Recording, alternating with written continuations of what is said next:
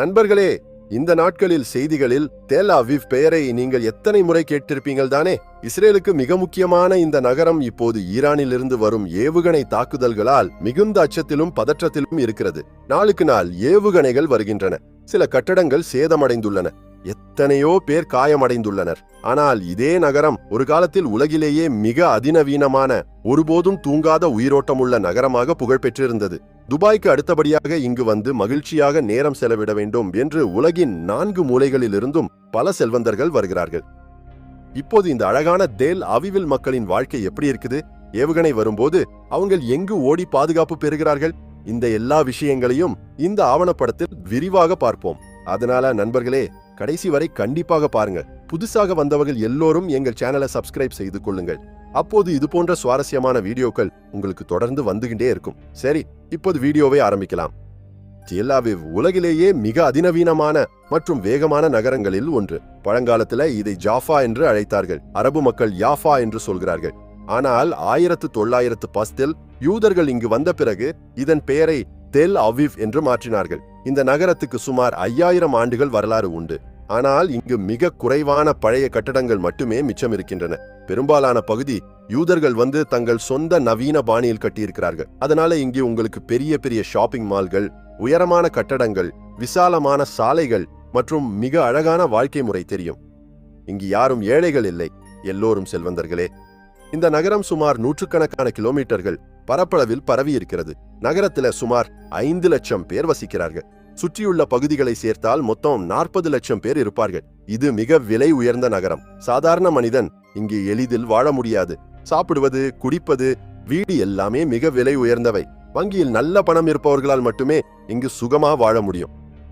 இவ்வளவு விலை உயர்ந்தாலும் ஒவ்வொரு வருடமும் 30 லட்சத்துக்கும் மேற்பட்டோர் உலகின் 4 மூலைகளிலிருந்து சுற்றுலா பயணிகள் இங்கு வருகிறார்கள். குறிப்பாக ஐரோப்பிய நாடுகளிலிருந்து, பிரிட்டனிலிருந்து மற்றும் அமெரிக்காவிலிருந்து வருகிறார்கள். இது பார்ட்டிகளுக்கும் மகிழ்ச்சிக்கும் புகழ்பெற்ற நகரம் என்பதால் உலகெங்கிலுமிருந்து செல்வந்தர்கள் வந்து இங்கு நேரம் கழிப்பதை ரசிக்கிறார்கள். அழகான இளம் பெண்கள் பணம் சம்பாதிப்பதற்காக இங்கு வந்து அந்த செல்வந்தர்களுடன் உறவுகளை ஏற்படுத்திக் கொள்கிறார்கள். ஒவ்வொரு மாலையும் இங்கு வண்ண வண்ணங்களாக இருக்கும். கடற்கரை அருகே உள்ள பெரிய ஹோட்டல்களிலும் நீச்சல் குளங்களுக்கு அருகே தினமும் பார்ட்டிகள் நடந்துகிட்டே இருக்கும். அங்கு அவர்கள் மகிழ்ச்சியுடன் நடனமாடி ஆனந்தப்படுகிறாங்க. உங்களுக்கு ஒரு விஷயம் தெரியுமா? இங்கே யாராவது சாதாரண உடைகள் இல்லாமல் தெரிஞ்சாலும் அரசு அவங்களை ஒன்றும் சொல்லாது. ஏனால் இங்குள்ள சட்டங்கள் அப்படியே உள்ளன. யார் எப்படி வாழ வேணும் அப்படின்னு நினைச்சாலும் அப்படியே வாழலாம். அதனால் இங்கு சுதந்திரமாக வாழும் சூழல் அதிகம். துபாய்க்கு அடுத்தபடியாக இங்கேதான் போக வேண்டும் என்று பலர் யோசிக்கிறார்கள். இந்த நகரத்துக்கு 14 கிலோமீட்டர் நீளத்தில் மத்திய தரை கடற்கரை உள்ளது. அந்த கரை மிக அழகாக இருக்கும். நண்பர்களே, இந்த நாட்டில் கோடை காலமோ குளிர்காலமோ வானிலை எப்போதும் சுகமாகவும் மிதமாகவும் இருக்கும். வருடம் முழுவதும் கடற்கரையில் பெண்களும் ஆண்களும் மகிழ்ச்சியுடன் தெரிவார்கள். தெல் அவிவ் கார்னிஷ் என்றால் கடலோர சாலை. இங்கு நாய்களுடன் விளையாடி உலாவி மகிழ்ந்து கொண்டிருப்பவர்களை நீங்க பார்க்கலாம். இங்குள்ள மக்கள் நாய்களை மிகவும் நேசிக்கிறார்கள். பெண்களோ ஆண்களோ நாய்களை தங்கள் குடும்ப உறுப்பினர்களைப் போல பார்த்துக் கொள்கிறார்கள். தெல் அவிவில் பெரிய பெரிய கேஃபுகள் மற்றும் உணவகங்கள் உள்ளன. இங்கு மது எளிதில் கிடைக்கும். இந்த நாட்டில் சிறு குழந்தைகளிலிருந்து பெரியவர்கள் வரை எல்லோரும் மதுவுக்கு பழக்கப்பட்டவர்கள்.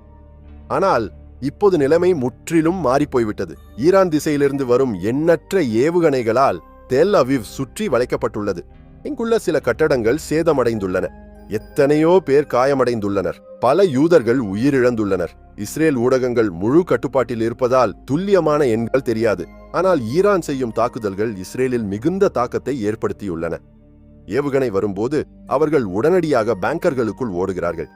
ராடார் அமைப்பு தொலைவிலேயே ஏவுகணையை கண்டறிந்து நகரம் முழுவதும் அலாரம் ஒலிக்கும். அப்போது எல்லோருக்கும் எச்சரிக்கை வரும். எல்லோரும் பேங்கர்களுக்குள் செல்ல வேண்டும். இந்த நகரத்தில் எல்லா இடங்களிலும் நிலத்தடி பங்கர்கள் உள்ளன. ஆபத்து முழுமையாக குறையும் வரை அவங்க அங்கேயே இருப்பார்கள். ஆனால் ஈரானின் ஏவுகணைகள் மிக நவீனமானவை மற்றும் சக்தி வாய்ந்தவை.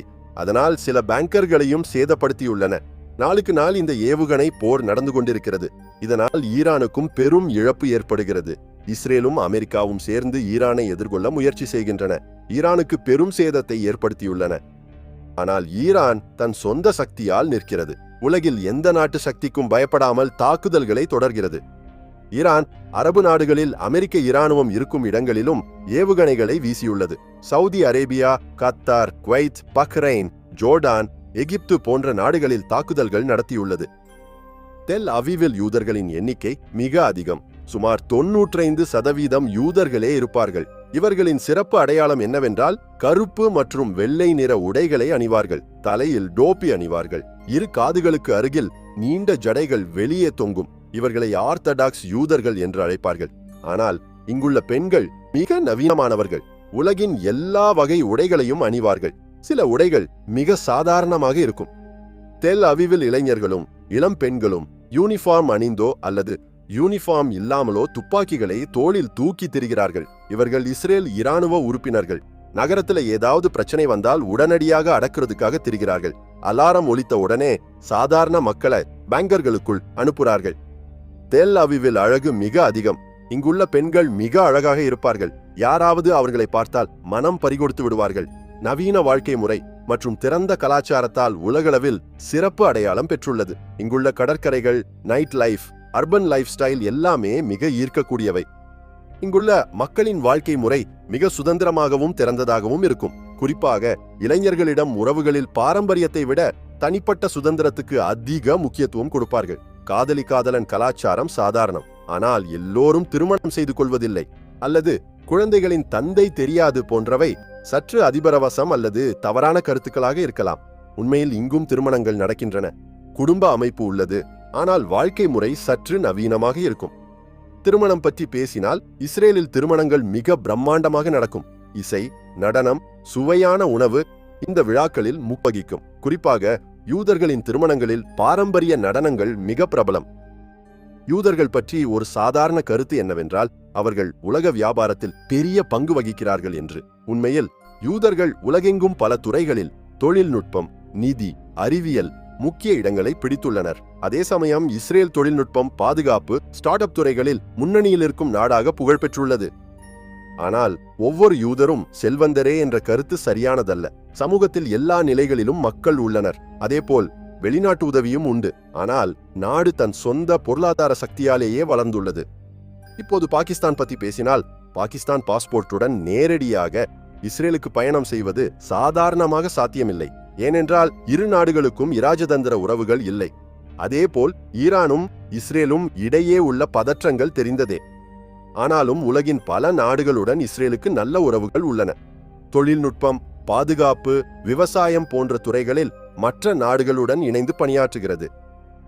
உணவு பற்றி பேசினால் இங்குள்ள உணவு கலாச்சாரம் மிக செழுமையானது. ஃபலாஃபெல், ஹம்மூஸ், ஷவர்மா, ஷக்ஷுகா போன்றவை மிக பிரபலம். அதேபோல் பிசா, பர்கர் போன்ற மேற்கத்திய உணவுகளும் பரவலாக கிடைக்கும். தெல் அவிவில் வாழ்க்கை மிக வசதியாக இருக்கும். ஹோம் டெலிவரி சேவைகள் மிக வளர்ச்சி அடைந்துள்ளன. ஒரு போன் கால் அல்லது ஆஃப் மூலம் எதையும் வீட்டுக்கு ஆர்டர் செய்யலாம். இது எருசலேமுக்கு அடுத்தபடியாக நாட்டில் மிக முக்கியமான நகரங்கள் ஒன்று. குறிப்பாக பொருளாதார மற்றும் கலாச்சார மையமாக நிலைத்துள்ளது. இங்குள்ள சந்தைகளும் மிக சிறப்பானவை.